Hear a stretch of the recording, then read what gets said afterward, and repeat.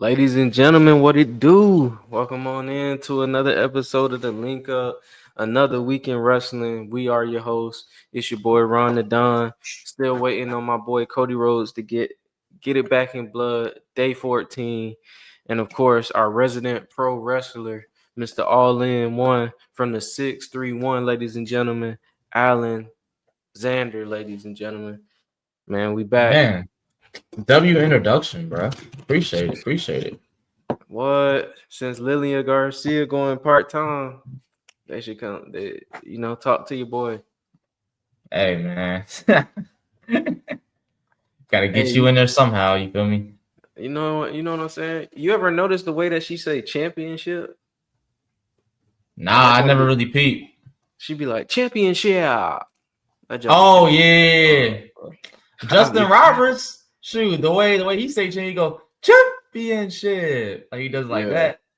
Bro. So I saw this. I saw this debate on Twitter, right? They were saying that, like, under the post where they were announcing that Lillian was going part-time, like, everybody was like, oh, she trash anyway. Bring back Samantha Irvin. She's the GOAT. So, I had to bring that question to the podcast. I ain't even have it in the notes. It just, we going, like, off the top of the dome. But who do you think is the GOAT when it came to ring announcing? Because I like Samantha Irvin, but I don't know. Look, I like Samantha Irvin. I like what she was doing. You know what I'm saying?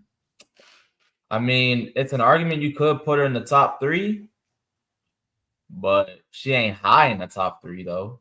If you put her in top 3, I could put her in top 5. Top 5 for sure. I put her in top 5 because you got people like Tony Chimmel, Lillian Garcia, Howard Finkel, Justin Roberts. You know what I'm saying? Like, you got people like that. So it's the fact that somebody called that man Fink mid in the comments. I'm like, bro, ain't no way. I gotta start sending these. I gotta start screenshotting these Twitter exchanges, bro. They be hilarious. Dog. I don't even go on Twitter no more when it comes to the IWC because they're the worst on there. Like, it's just bad, dude. Crazy thing is, like, the only reason that I do, because I'm not a social media person like that, like, I only do it to get, like, the outside news that we talk about on the show.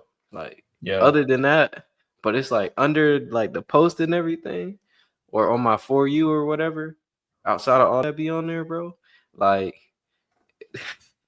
bro, they let anything through. Like, I'm telling you, like first, like, look, I'm gonna give you a prime example.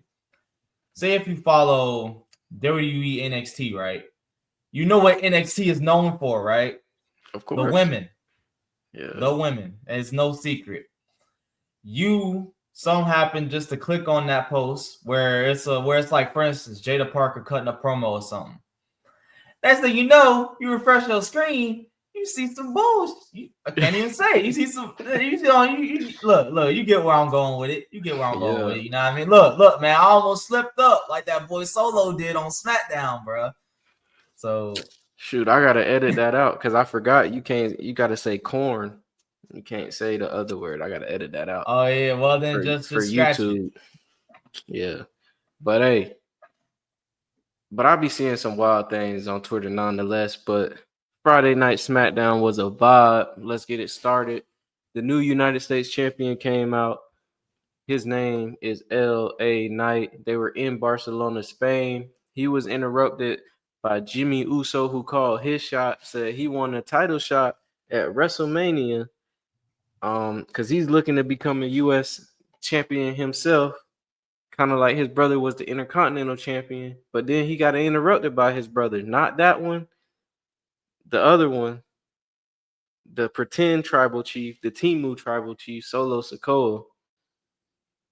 And I think Solo forgot the script, man. He almost dropped the F-bomb live on television. He forgot they was on the USA Network, huh? Mm-hmm. Yeah, see, I don't think he forgot the script. He just forgot that they wasn't on Netflix. You know what I'm saying? He almost, I ain't gonna lie, dog almost lost his job, bro. That would have been crazy, man. If he really would have Man, slipped up like that. And what's crazy is, right, there was no delay. So they just let it happen. You know what I'm saying? yeah. So if it would have just happened, it would have just happened. Oh, that would have been crazy. Man, it was just funny because Jimmy was laughing at him or trying not to laugh at him. But man, like now that I went back and tried to like rewatch it, they completely scrubbed it, bruh. So you can't even tell they completely scrubbed it from But see, look, the even show. Jimmy had a screw up. He said he wanted to be the U.S. Tag Team Champion. But this the thing, though. They can really spin something off that. And I'm about to explain to you how they can do it.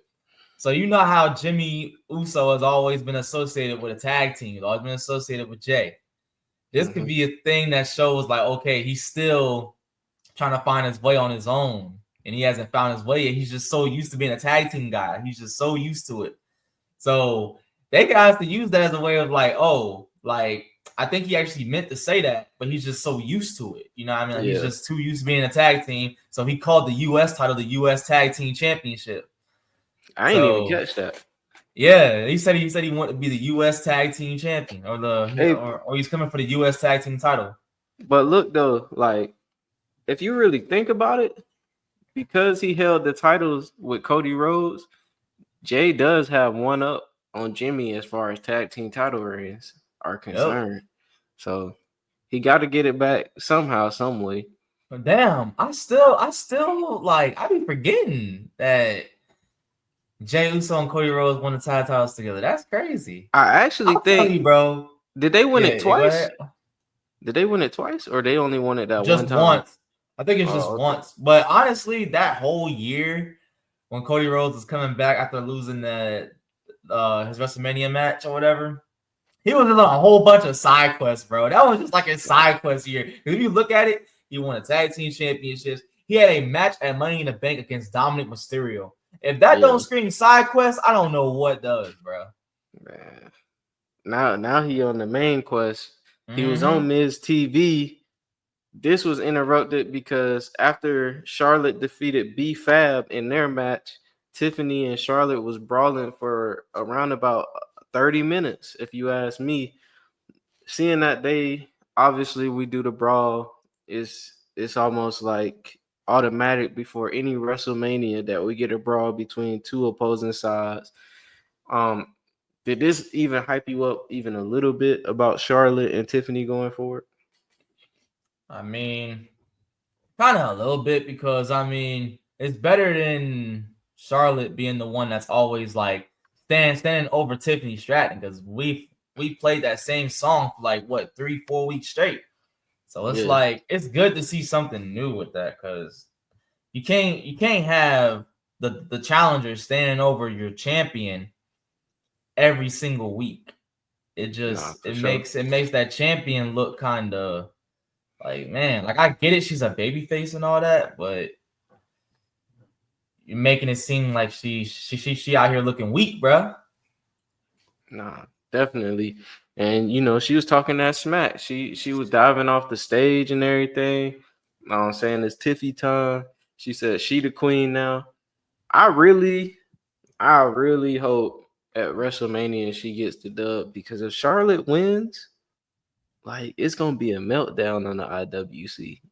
So actually, with me saying that, I kind of hope Charlotte wins just for the meltdown. I ain't gonna lie though, that would kind of be the one exception that like I would be with the IWC on that one because it's just like, why are we giving Charlotte another title? 16, break the record. Shoot, John Cena can't be the only one. I guess, man, but I can't get with it, man. I just can't get with it. Nah, I'm trolling though. I definitely want to see like it's time for something new. I feel like this past year, WWE has done a good job. WWE and NXT has done a good job in ushering in like the new era of women's wrestlers. Like Liv Morgan is a bigger star. Rhea Ripley is probably the biggest star in the women's division, followed by Bianca Belair. And now you got Tiffany in that conversation as well. So I definitely think Which leads me to my next question. I said like B Fab lost in the match to Charlotte.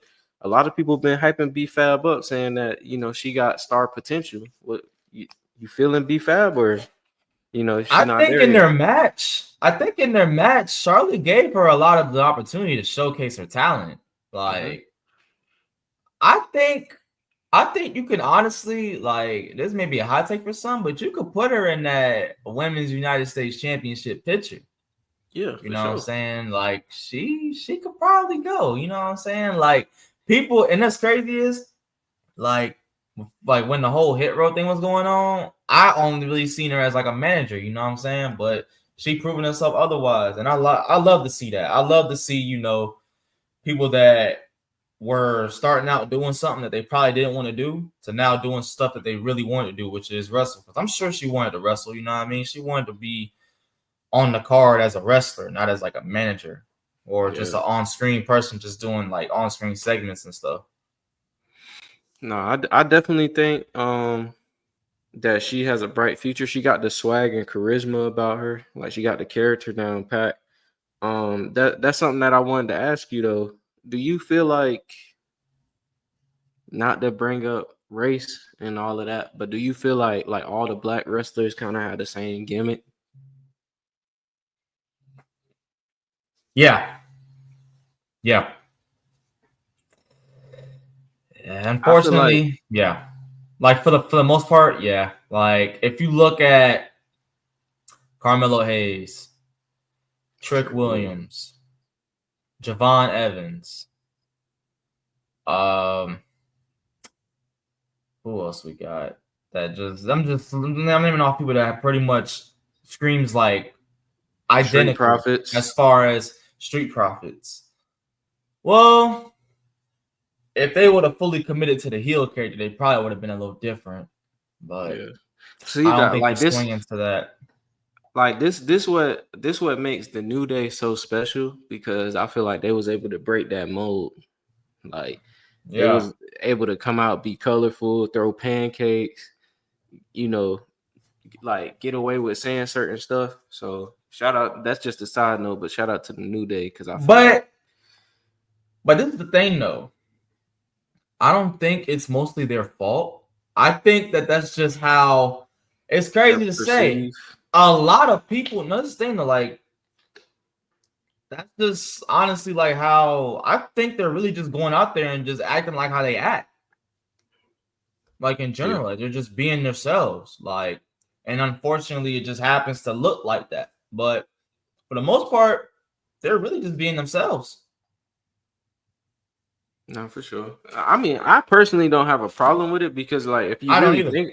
if you really think about it, it's not like it's a lot of them across the whole card. So it kind of gives. And honestly, kind of say the same thing about the men's division to a certain extent. Like, I mean, we seen Braun Breaker before. We seen, like, I don't know who else. We seen Dominic Mysterio before. So like in wrestling, I just think you just tend to see the same things. But I just had to ask that question because I've been seeing Yeah. a lot of that. Sticking with SmackDown, no. Jade Cargill was explaining. Kathy Kelly has asked the important question that we was all wondering: how did Jade know that it was Naomi, and why didn't she speak to Naomi or Bianca the whole time when she knew that it was Naomi? And Jade's response was the fact that while she was laying on that car, she saw Naomi running away, which had me thinking. She saw Naomi running away. That don't necessarily mean Naomi was the one that attacked her, even though she said she did. And then when they replayed how after Bianca and Naomi went through it, and Jade finally got her hands on Naomi for the second time on SmackDown, when she hooked her up and put her in the sky for the Jaded, Naomi screamed Bianca, and I didn't even catch that the first time. So even though Bianca calling people out on TikTok saying that she couldn't have possibly been behind that attack, I don't know. I'm still Then we gotta reopen up this case. we might have to. Feel like Jade reopen the know a case, little bro. bit more than what she letting on.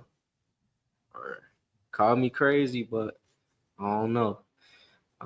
But then she was interrupted by Liv Morgan, who made some valid points. How come Jay let this keep going on and letting them get blamed when Jay obviously knew the truth, which that's a valid reason. So this is also leading into a matchup on this upcoming SmackDown for this week between Jay and Liv Morgan. I have a feeling that we probably gonna be seeing Naomi in that one. Then we had Randy Orton versus Carmelo Hayes. Carmelo Hayes got a little bit disrespectful, as he usually does. Randy Orton wasn't having it. He tried to shake his hand. Carmelo Hayes slapped it away. Randy Orton RKO set up for the punt, but Carmelo Hayes was saved by Kevin Owens. So any thoughts on that? Randy Orton wiggling back into his old ways. That boy Randy Orton, I'm telling you, bro.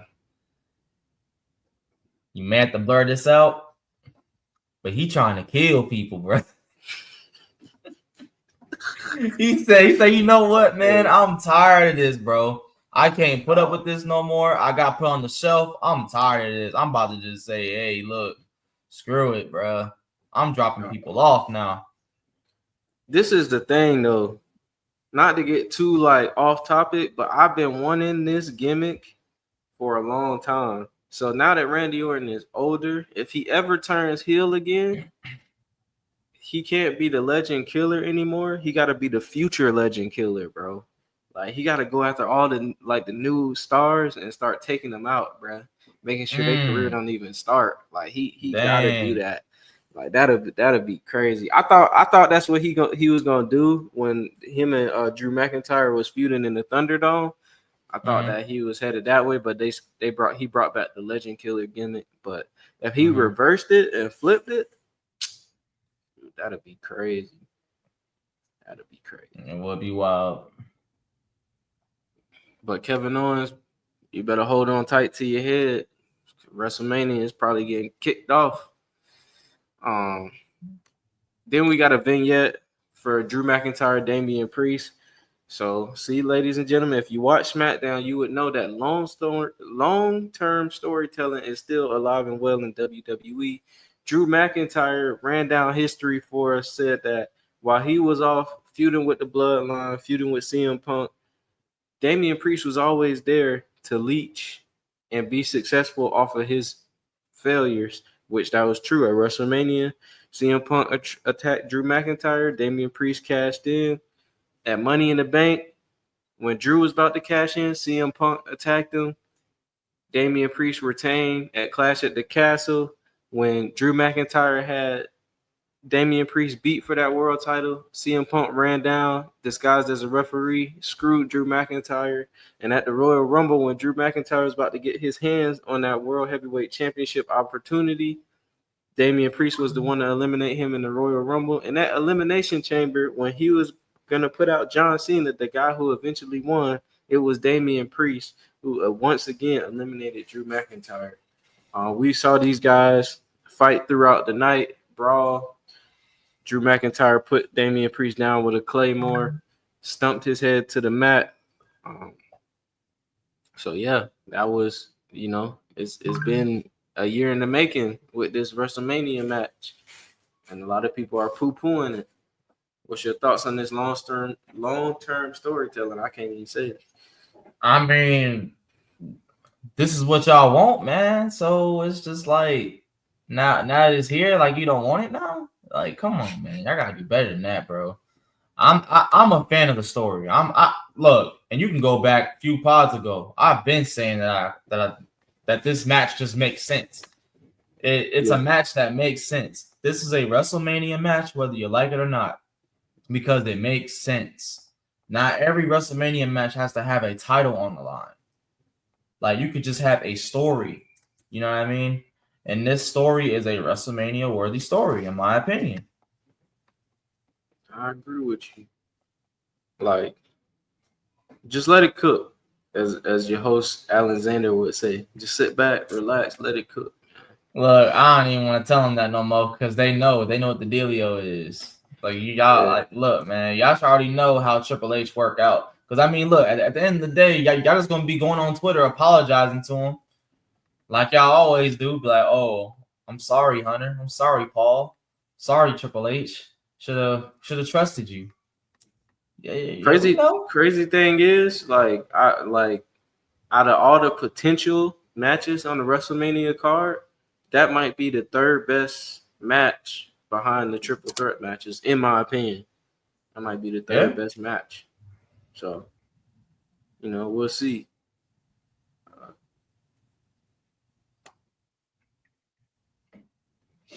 Gunther did the Barcelona crowd a favor by bringing out the hometown kid, Axiom, who had a great showing, but it was Gunther picking up the victory. I thought that was dope, having Axiom come out to perform in front of his home country.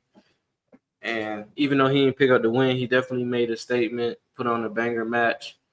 And then Gunther, after defeating him, went up to Jimmy Uso, told him to talk some sense into his brother, because if not, Gunther going to have to do the same thing to Jey Uso and crush his dreams at WrestleMania. And then in the main event, the Street Profits are your new tag team champions. They defeated DIY, who unfortunately came out to no pop at all. And it was pretty much Street Profits or bust for the crowd. And, now they're your new tag team champions. And that was Friday Night SmackDown. How you feel about it? Good things come to those who wait. And the Street Profits are the prime example of that. Because if you look back at their whole retrospective of their main roster career, bro, it's been times where they've been getting cooked time after time after time after time after time. And what they do? They thugged it out every single time. And what do they get out of it? A tag team championship. So congrats, Street Profits. Y'all definitely earned that one for sure. The first tag team championship victory in the Paul Levesque era. So that's something to keep in mind. We've seen a lot of titles change hands recently on the road to WrestleMania. Do you think that's just a coincidence, or do you think it's on purpose? I think it's really just I would say it's mostly unpredictability. You know what I mean? You don't want to go into Mania being like, okay, we're having a title match. The title isn't going to change hands before WrestleMania. That's true. What happens? They change before WrestleMania. So now we got to do a complete shift into how, all it is they're just making us have to shift the way we think about the road to WrestleMania now. Anything can happen.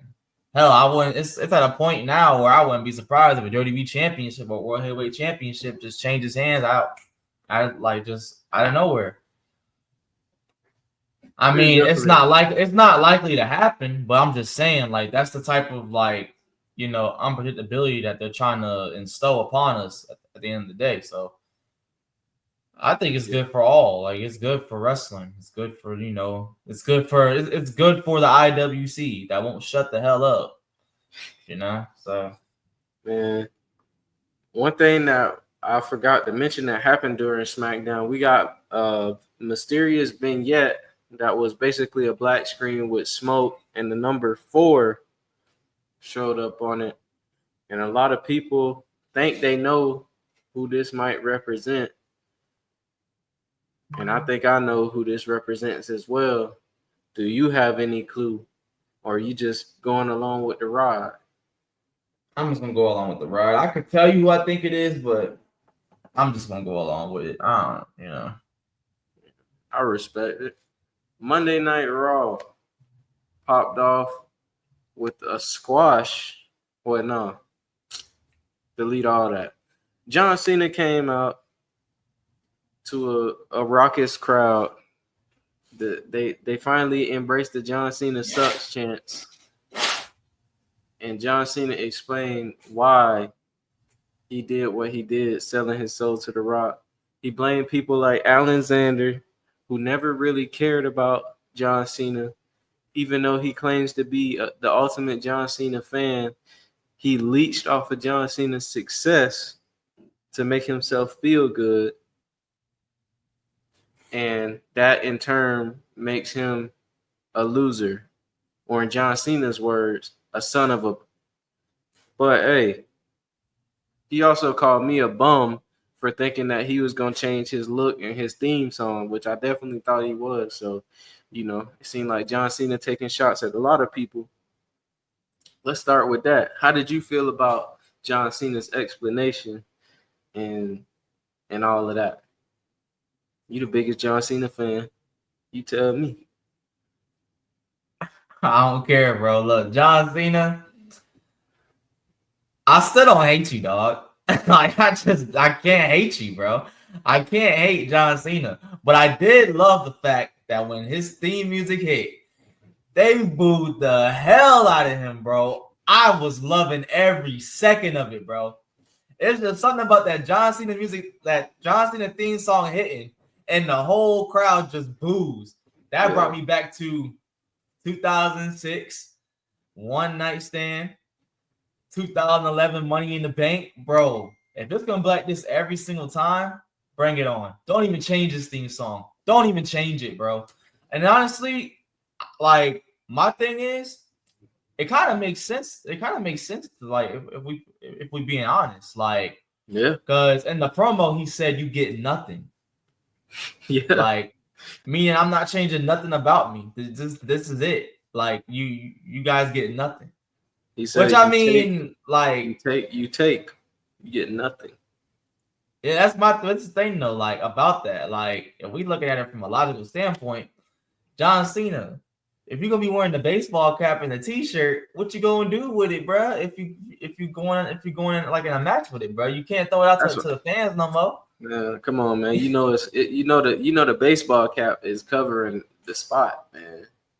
Apparently he got it covered, bro. It was in that video where he had the jacket on. He got it covered. He put some topic on it. You know what I mean? Put some hair fibers on that. Man, AI is doing works out here, man. I'm gonna believe it when I see it. Once he starts sweating in the middle of that ring, a ring gonna form on his head. They got some where it's waterproof, sweatproof. You can, you know what I'm saying? You can wash for days and it won't come out. It's over with, man. If he do that, then we won. We got him to change. He told me I get nothing. No, don't fix it on the account of me. Stick to your words, man. Let us go out there and troll. Speaking of trolling, they said that they doing the roast of WrestleMania. I don't know what that's gonna be like, but apparently Sami Zayn is gonna be involved, and I believe Tommy Hinecliffe is his name, and they're gonna be doing a roast of WrestleMania after WrestleMania. Will you be tuned into that? What's a roast of WrestleMania? If you don't mind me asking. You never seen the roast, like roast of Tom Brady, roast of Justin Bieber, like those things? So basically, like they bring up the topic or the guest, and then they have like a whole panel of comedians, and then they come out and roast like the person. Like, you got Netflix. After you leave here, if you got the time, you can go watch the roast of Tom Brady. It was decent. The best one was the roast of Justin Bieber, in my opinion. That was probably the best one. But yeah, so like they get a whole bunch of comedians, they come out and they roast, like, so I guess they'll be roasting WrestleMania. I don't know. Look, I'ma just need them to roast John Cena in that ball spot, bro. Nah, for sure. But it's gonna be live in full effect at WrestleMania, whether he wins or he loses. John Cena and The Rock. There's a name floating around out there, the Rock and Soul Connection.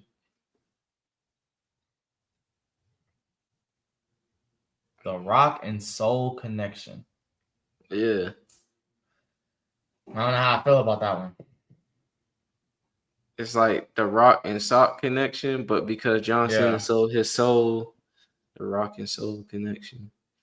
I mean, so the Rock just goes around taking everybody's souls, and you just call it the Rock and Soul connection. yeah, I would have swapped out. If they're gonna do that, they gotta swap out connection with collection. Look, man. Like I said before, if ever the Rock is in the ring or he's around he's just around the area, and you see him do this, and there's more than one person in that ring, bro, you're cooked. You're cooked. Well done. You're just cooked, bro. You're just. Oh yeah, he's smoking. He look. He was smoking on that Cody Rhodes, bro. That night was over.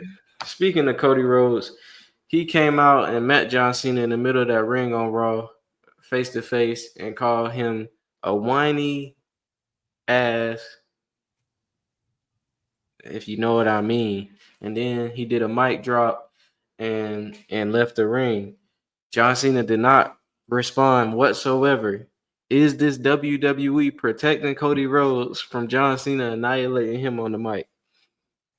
Most definitely. And Cody Rhodes, that just lets me know that you be on social media and watch these videos. I seen a video a while ago before this whole segment happened, and the dude was saying he was kind of giving out a pointer. He was like, Cody, my recommendation to you: don't let John Cena say nothing. If you have to, smack the crap out of him, bro. After you say what you gotta say, smack him and go on about your business. But if he puts that mic up to his mouth and start talking, I don't know, man. A lot of people gonna start favoring Cena again. But then again, I think John Cena gonna kind of find a way to kind of like work around it to where he doesn't get favored. Mm-hmm. Or like I think John Cena, he know what he's doing, bro. He wants to kind of like, I think this promo that he did was to establish him as that bad guy. Like, it established him as the bad guy all the way through. I think John Cena coming back to like a crowd that like was so passionate, that was like perfect, because now it's really kicked in. Yeah, I can't wait for him to come back to the States crowds, man. I want to see how they gonna handle it. Now, if the States crowds are dry as hell, I'm gonna be so let down, bro.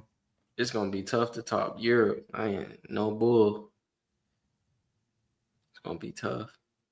But you think if John Cena said what he wanted to say to Cody Rhodes on that mic, Cody Rhodes go from the American Nightmare to Austin Theory?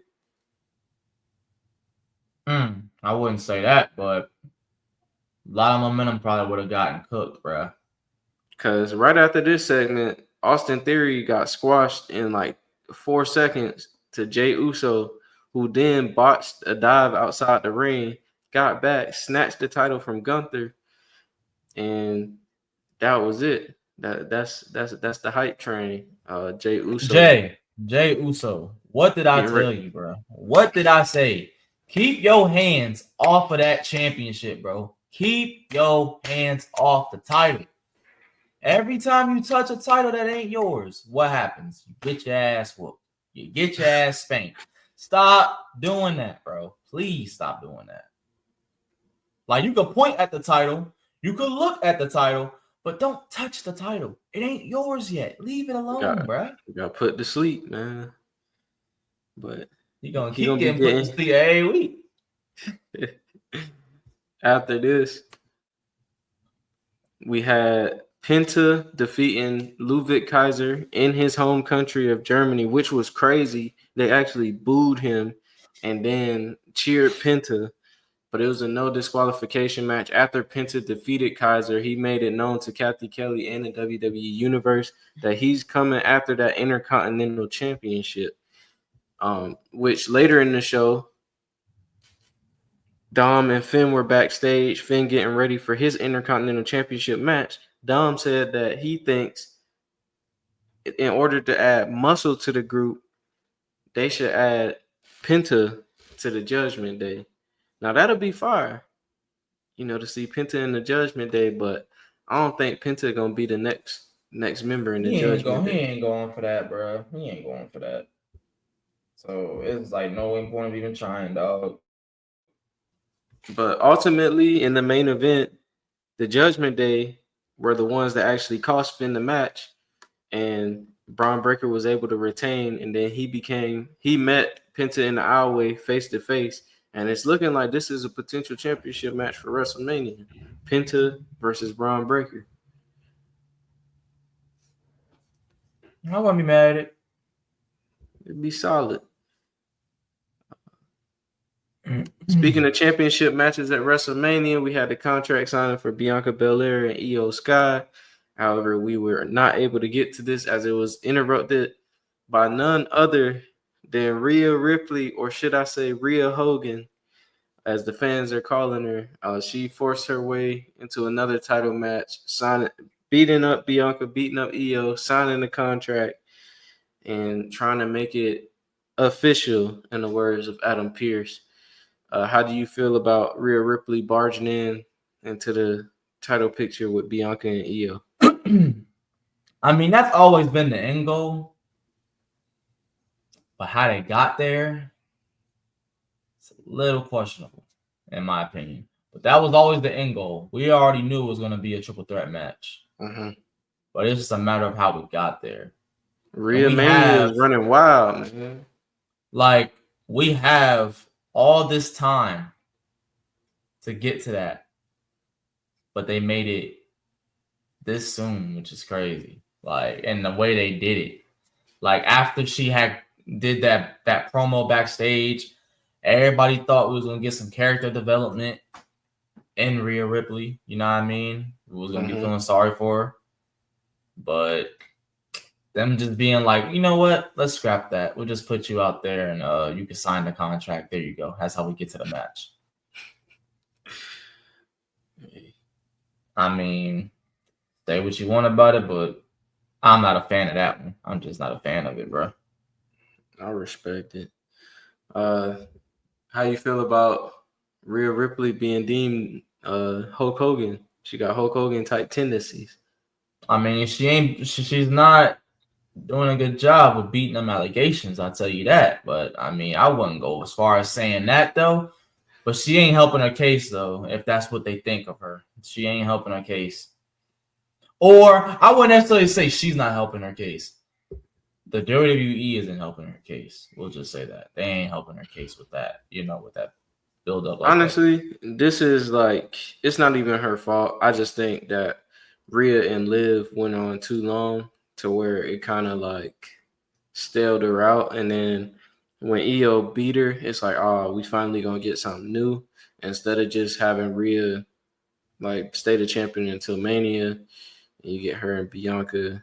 Because what would have happened if it would have been Rhea and Bianca and Io forced her way in, people would have been hating on Io. So I just think the fact that she dropped the belt and all of that, like, and we're not getting nothing new, people hate her for it. Speaking of Bianca, she got booed as she was introduced at the contract signing by the Germany crowd. How you feel about that? The fact that people actually booing Bianca. They know something that we don't know. Bro. They know something that we don't know. Bro. Well, shoot, Planting that you don't bro. know. I've been saying it. I already Planting know seeds, what it bro. is. Hey, planting seeds, bro. That's all I can say. Planting seeds. The American-made mass luchador struck again, and Rey Mysterio and Dragon Lee lost the match against the Creed brothers. So that was that. Seth Rollins, Roman Reigns, and CM Punk are all headed for SmackDown. And all in all, that was pretty much Monday Night Raw in a nutshell. So I'm I can't wait for SmackDown. What? And then you have Paul Heyman hyping it up too. It's gonna be crazy. I can't wait for SmackDown. I wonder whose side he's on. Mm-hmm. A lot of people feel like Punk. Yeah. And they feel like CM Punk and Seth Rollins by the end of WrestleMania gonna be good friends, which would be crazy. But look, man, you in these theories, bro. We ain't doing that, bro. We ain't going there, bro. We ain't about to do it. Well, let's talk about fact. The burning question that I've couldn't wait to get to, man.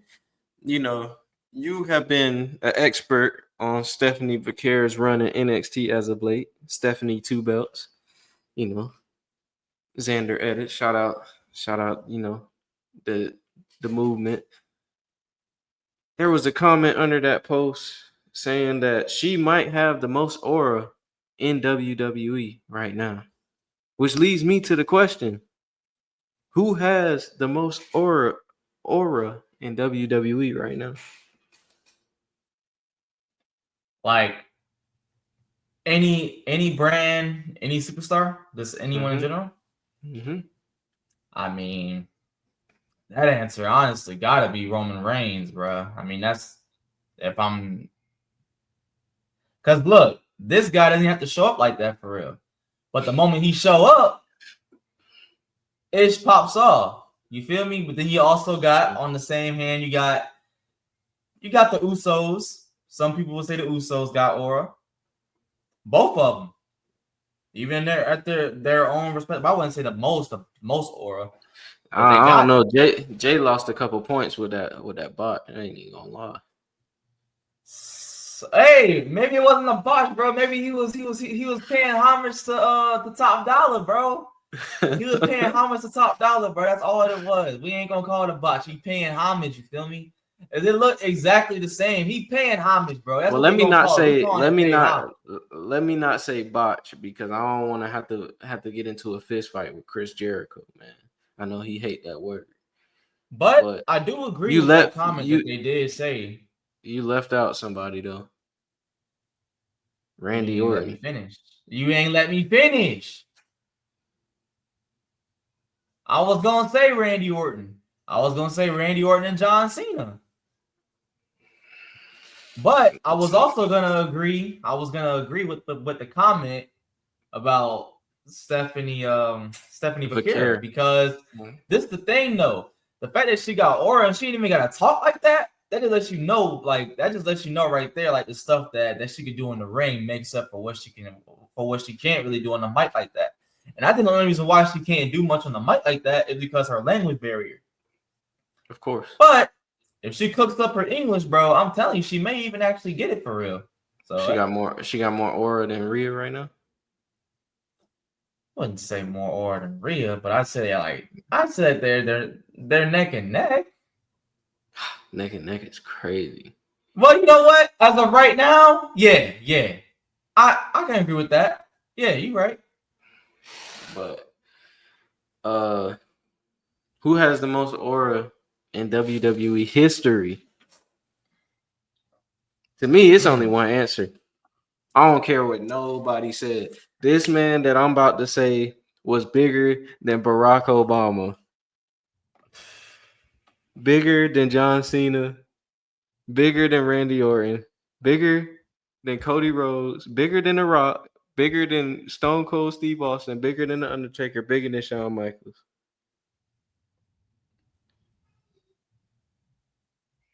Jeff Hardy. Man, you talk about aura, bro. Man, call it glaze, call it whatever you want, bro. And it's the thing too. The same thing that I said about Stephanie Vaquer can be said about Jeff Hardy. He made up a lot and what he did in the ring that he couldn't do on the mic. Because look, let's be real. Jeff Hardy on the mic, it's not really, people really don't remember him for that. But that's okay though. That is okay. When you're Jeff Hardy, you're disrespecting my goat. Bro. Ain't nobody disrespect. I'm just saying. Like look. Jeff Hardy and TNA. You remember? Okay, I'm talking babyface Jeff Hardy. I ain't talking about heel Jeff Hardy. We talking about babyface WWE Jeff Hardy. Name me one memorable promo that this man had.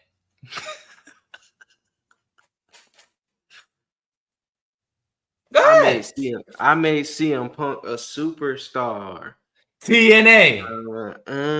TNA. Heel. Bang. TNA. Heel. Prove my point. When he threw But the piss on but Sheamus. no. There is another person that I would say doesn't have the same amount of aura, but he's on that list. I gotta say he's either one name behind, like he's just one name like below Jeff Hardy, or he's two. You gotta put Rob Van Dam on there, bro. Bro, I thought you had me, boy. Bro, I do. You gotta put RVD on there. Because RVD, let me tell you, man. That dude made singlets look cool, bro. Bro, like come on, those are literally my two favorite wrestlers of all time, bro. You add in AJ Styles, TNA AJ Styles, bro.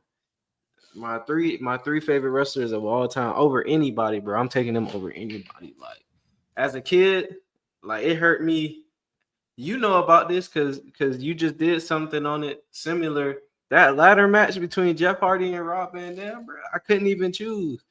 Like if I had to choose, it's Jeff Hardy, but man, that was my two favorites. Yeah. Gotta throw Eddie Guerrero and Shawn Michaels in there too. I was a high flyer guy. So 90s HBK, bro. A menace, bro. A menace. Straight savage. Hide your girl. Hide your auntie. Hide your mama. Hide your grandmama. Like, bro, ain't nobody safe, bro. Bro, ain't nobody safe, bro. Nobody safe. Man. Shout out to Bret Hart, bro. He really had to deal with the Heartbreak Kid back in his heyday. He really had some sunny days on top of that, though. You know man, I wasn't gonna say all of that. He had some sunny days. You feel me? But where on the street is though, he ain't even do none of that. Though. He ain't even crap, bro. He ain't even crap. He just set it off. Hey, but that's what set it off, though. That's crazy. That's what set it off. Dog. This random as hell, bro. Remember Eugene, bro? That character couldn't fly today. It couldn't fly today, bro. Eugene bro. Fly today. I ain't gonna lie though, in a crazy way, when you think about it, like Eugene had aura, bro. Especially when he got mad. Like you remember when Triple H hit him with the steel chair and he started hulking up, bro? Like, bro, dog. Eugene low-key had a little aura, bro. Who you taking, bro? Eugene or Santino Marella? Gotta go with Eugene. I don't know, man. Bro, 2011 Santino almost won the Royal Rumble, bro. But dog, his face when he had the Cobra locked and loaded, bro. Like, dog, I thought it was, but nah. Dog almost won the Royal Rumble. Alberto Del Rio said, "Nah, he out of there." Like, man, look, he won the worst Royal Rumble that there ever was, bro. The fact that Santino was a runner-up. That let you know that was the worst Royal Rumble, dog. You was the one a runner-up. You was the one advocating for a 40-man Royal Rumble this year, and that was like the worst one. I mean, look, man. Anything under the Triple H umbrella, he probably could fix it. Probably can fix it. I don't know. So, anything you want to say to the people before we head on out of here? Nah, man. Just follow me on all socials. You feel me? That's really all I got to say, dog. Man, another thing, real quick. Shout out to WWE. It seemed like Ray Phoenix, Jeff Cobb, Aleister Black, all on the way. So that breaking like just now? Huh? Well, is that Ray breaking Phoenix, news like just now? Ray Phoenix, they already did like the vignette for him. They didn't say his name, but it was like him with like lightning on the top rope. Jeff Cobb, it's reported that he's like in the performance center right now. That's a report going around. And then, Aleister Black, that vignette that I spoke about earlier, seems like it's going to be him. So they're cooking up right now. But Nah, I ain't that's all I really had to say before we head on out. Man, this probably was the best episode we ever did. We got to talk about two of my favorite wrestlers of all time, bro. It's your boy Ronda Dunn, your boy Alexander, and like that, we out.